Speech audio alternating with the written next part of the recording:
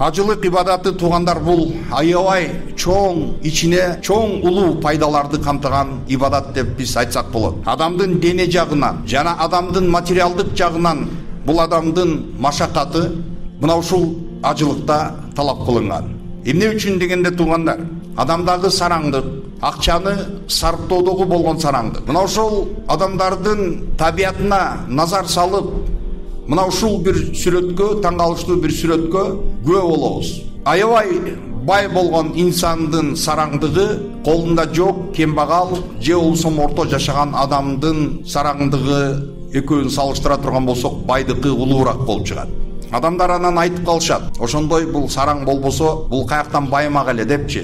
Бирок бул утверждение дагы туура эмес. Эмне үчүн дегенде туугандар, сараңдык бул албетте биринчи орунда адамдын жүрөгүндөгү болгон сезим, жүрөктөгү болгон байлык биринчи орунда адамдын жүрөгүндө болот. Ошондуктан кембагал болсо дагы, эгерде бул адамдын жүрөгүндөгү канаат деген байлыгы, каниеттүүлүк деп коебуз. Эгер боло турган болсо, сөзсүз түрдө дүйнөдө миллиардер, миллионерлерден дагы бул адамдын байлыгы улуураак. Шайтан адамдарга бардык тармактан тоскоолдукту жаратып баштайт. Байга мына ошол садака, зекет, ихсан, мына ушул сыяктуу кайрымдуу иштерде, жемилдеттүү парз болгон ибадатындагы болгон тоскоолдук, жараткан тоскоолдугу, мал мүлкүң азайып кетет. Андан көрө сен өзүңдүн муктаждыгың, бала чакаң деп мына ошентип адамга васваса таштап, бул адамдын ошол кайрымдуулук эшигин жапканы шайтан, иблис аракет жасайт. Ошондуктан аш-шайтану яидукумул факр. Аллах Куранда айтып атат.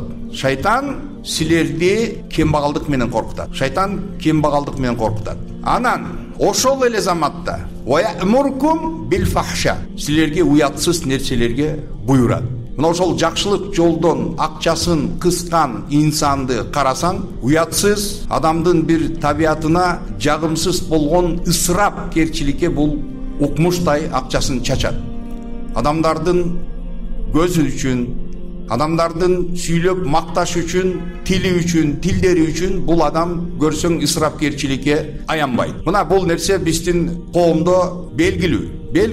Тойканалар шунчалык көп болсо дагы биз фабрика, завод, жидагы бар кичине бир ишканаларды ачкандын ордуна бизде ресторан салсаң, бул иш дайыма жүрүп турат. Өзү бул дүйнөдөгү эң чоң бизнес, чоң соода деп туугандар эч кандай кризиске дагы, адамдардын ошол бейпил жашоосуна дагы, экономикалык, финансылык жагына дагы эч кандай байланышы, тиешеси жок болгон бул бир көрүнүш. Эч кандай зыяны жок нерсе бул адамдын өлүмү эле. Мына мен бир күнү ошол Москвадагы ритуальный услугалар менен алектенген бир бизнесмендин интервьюсун, журналистке болгон интервьюсун бир 10-15 жыл мурда бир көзүм түшүп калды эле.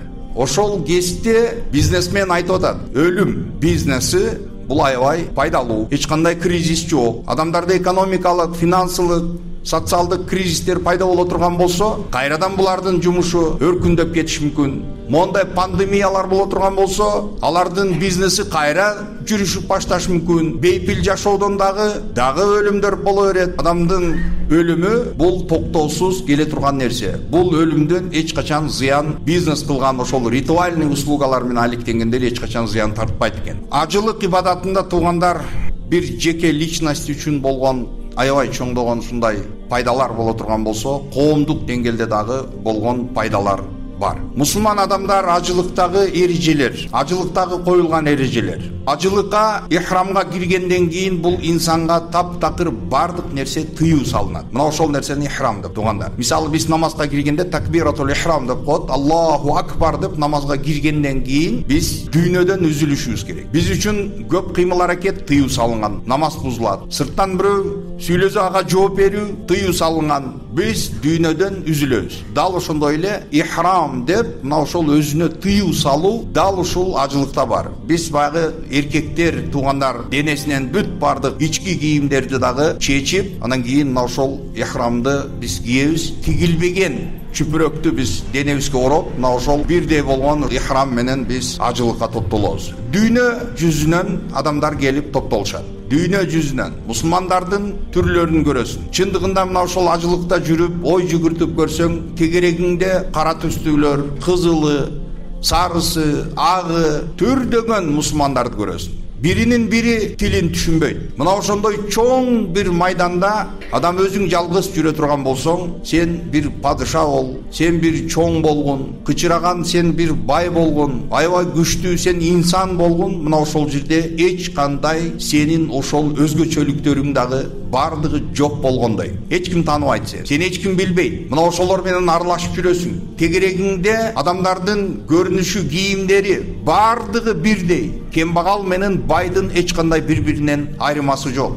Баарынын статусу бир. Мына ошол Арафат күн. Пайгамбарыбыз Мухаммад саллаллаху алейхи ва саллям аль-хаджу Арафа деди. Ажылык бул Арафа деди. Арафа бул туугандар ошондой бир өрөн. Арафат өрөнү, Арафа өрөнү. Ажылыктын бир негизги парзы. Эгерде ким ошол Арафа күндөн турбай күн батып кетчү боло турган болсо, ал адам ажылыгын кийинки жылдардан каза кылып бериш керек. Ажысы кабыл болбойт. Бул ошондой ажылыктын эң чоң основасы. Ошондуктан ал жерде турган адамдардын түстөрү, алардын көрүнүштөрү кандай болбосун, Арафа күн бул Аллахка ибадат кыла турган, Кудайдан дуа кылып, Кудайга жалдырап кайрыла турган мына ушундай улуу күн. Мына ошол Арафаны көргөн адамдар, эгерде мына ошол дрон менен дагы жогорудан тарта турган болсо, туугандар мына ошол махшар майданын, кыямат күндөгү адамдардын топтолуусун эске сала турган мына ошондой күн. Мусулман адам ошол нерсени көрүп, кыяматтан болгон бир эскертүү иретинде, кыяматтын ошондой бир келечектеги боло турган бир картинаны сүрөттөп бере турган мына ошол Арафат күнү. Ажылык ибадаты мына ошол нерселер менен ичинде камтылган. Тил түшүнбөйсүң, адамдардын эрежеси, бири менен бири сөгүшкөнү уруксат эмес. Ал жерде түрдүү адамдар, көпчүлүк мисалы ошол динден маалыматы жок инсандар барып калып, анан ал жерде мусулмандар ушул баягы эле мусулмандар. Биз дайым айтабызгы, инсан өзүнөн өзү качып кутулушу мүмкүн эмес. Ошон үчүн айтылган бир сөз бар. Хорошо там, где нас нет. Биз жок жерде жакшылык, бейпилдик ошол жерде. Биз өзүбүздө проблема. Каяка барсак ошол жерде проблема бар. Ал проблеманы издеп жүрөт. Баягы 9 жылкысы бар, 8-ин таап, 1-ин таппай, саймай жүрсө, өзү 9-унчусун минип алып жүргөн экен, таппай. Адамдардан сурап коюп издеп жүрөт. Дал ошондой эле биздин бүгүнкү кечирип жаткан жашоо ушундай. Биздин акыйкат, чындык, сенин бул дүйнөдөгү ийгилик, бакытың сенин кол астында турса, сен ошол нерсени көрбөйсүң. Башка жерден издейсиң. Ошондуктан бул ажылык туугандар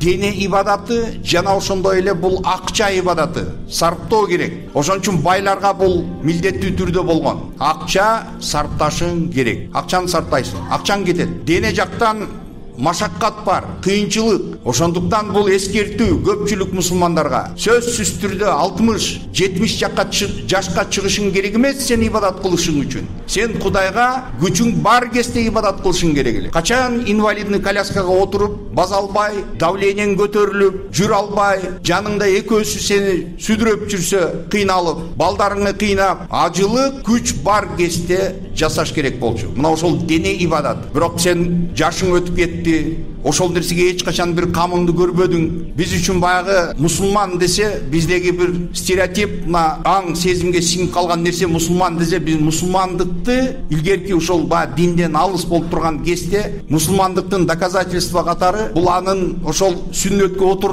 отургузулганы, мына ошол как качество, доказательство, довод сапатында ошол нерсени биз далил катары келтирет болчубуз. Азыр мына туугандар мына ошол ажылыкка барганда, ушу 60-70ке чыккандан кийин бара тургандай ушундай бир адамдын өмүрүнө кийин акыркы кести жасала турган бир иштей көрүшөт көпчүлүгү. Бирок бул адам түшүнбөй атат. Бул Кудай үчүн баргандан кийин, ошончо акча сарптап баргандан кийин, мазза кылып ошол жерде жүрүп, ибадат кылып, базып, бутуң менен жүргөн жакшы эмеспи? Пайгамбар саллаллаху алейхи ва саллям өзүнүн кереметтүү буту менен басып жүргөн жерлерде сен бутуң менен басып барып ибадатыңды кылган жакшы эмеспи?